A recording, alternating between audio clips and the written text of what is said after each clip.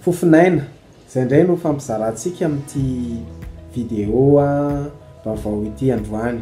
Ny zavatra ilaintsika voalohany eto ambonin'ny tany mbola tsy vola sy harena, marina fa tena ilainy zany. Mbola tsy zavatra fa ny fofinaina. Ary zay ndray no fampizarantsika ao anatin'ity vidéo ity ka manasanao hanaraka an'izany avy hatrany ao aorianan'ny générique.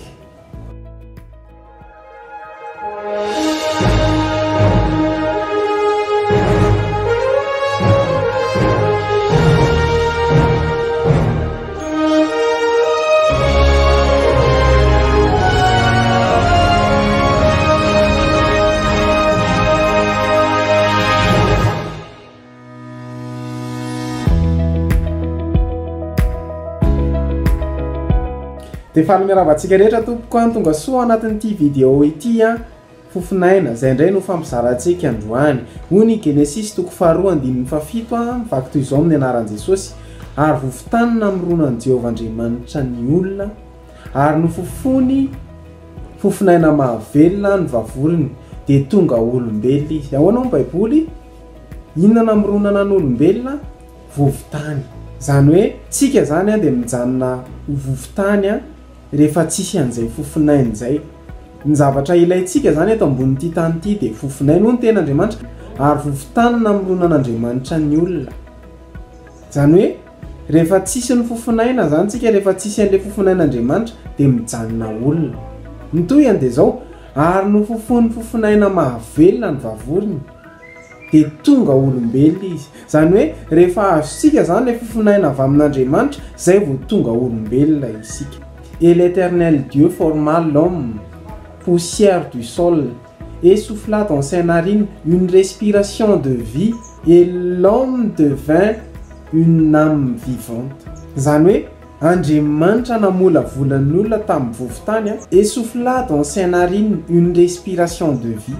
Ny zavatra ilain'ny fiainantsika, ny zavatra ilain'ny asa fanompoantsika ho an'izay manao asa fanompona de ny fofinain'Andriamanitra. Et souffla dans ses narines une respiration de vie, et l'homme devint une âme vivante. Ary ny fofinaina mahavelona ny vavoriny de tonga olombelona izy.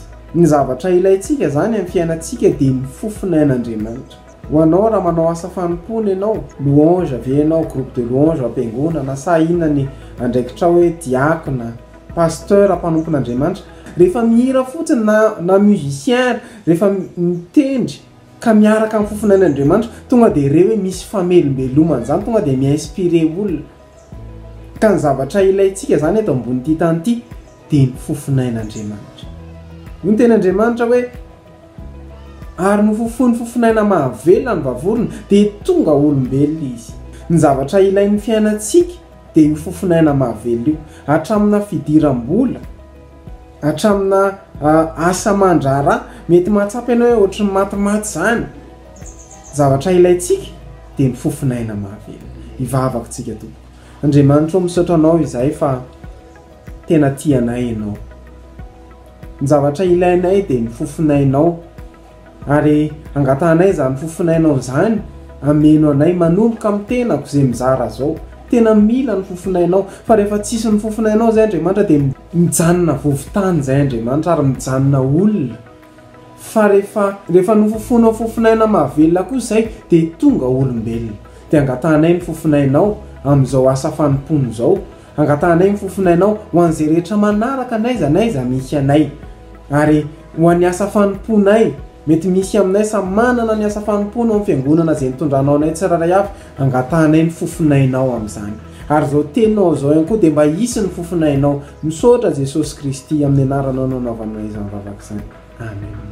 Azadino zany zavatra ilaintsika de ny fofinain'Andriamanitra. De misaotra anao nanaraka hatramin'ny farany de manasa anao hatrany zay abonné ny page de raha nafinaritra anao vidéo de azy misalasala, mi-like, mi-commenter de manome fotoana antsika amin'ny herin'ny toy izao indray ny zavatra ifampizarantsika amin'ny herin'ny androany de hoe zavatra telo ilainy maha-olombelona. Ka manasa anao hanaraka an'izany amin'ny herin'ny androany de raha herinandro mahafinaritra feno fitahiana sy fiadanana hiaro antsika amin'ny zao valana aretin'izao hatrany ny Andriamanitra. Voninahitra ho an'Andriamanitra rery ihany. Veloma tompoko.